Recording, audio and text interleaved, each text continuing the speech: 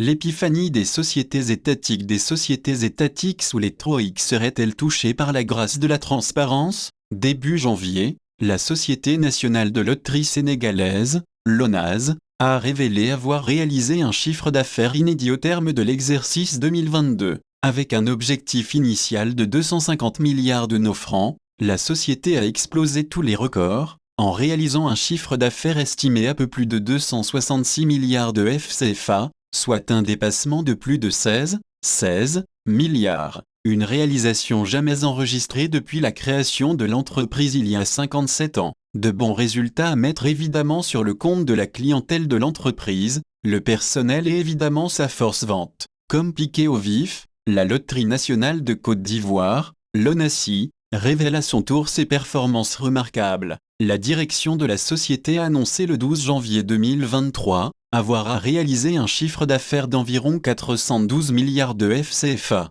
Comme prévision, la LONASI a revu ses prétentions en hausse. Au titre de l'année 2023, la société compte réaliser un chiffre d'affaires de 485 milliards de FCFA. Il faut le faire. Ala Ouattara dit, toutes les occasions sont bonnes pour jouer la carte de la transparence. Chaque année, la LONASI, classée parmi les plus grandes entreprises de Côte d'Ivoire, révèle ses chiffres d'affaires. La cérémonie d'échange de vœux avec le personnel, des déjeuners et points de presse, etc. sont des moments privilégiés pour les responsables pour dresser le bilan et révéler les chiffres d'affaires de l'entreprise. Chose qu'on ne trouvera jamais au Togo, un pays entièrement à part où les entreprises étatiques fonctionnent comme une secte. Toutes les informations sont classées secret d'État et restent à l'interne. Motus bouche cousue pour les responsables et le personnel. Comme toutes les sociétés publiques d'ailleurs, la Loterie nationale togolaise, l'ONATO, est un nid de malversation, de détournement et de pillage.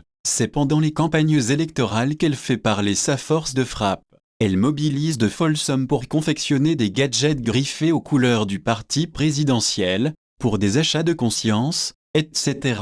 Lee Hubert.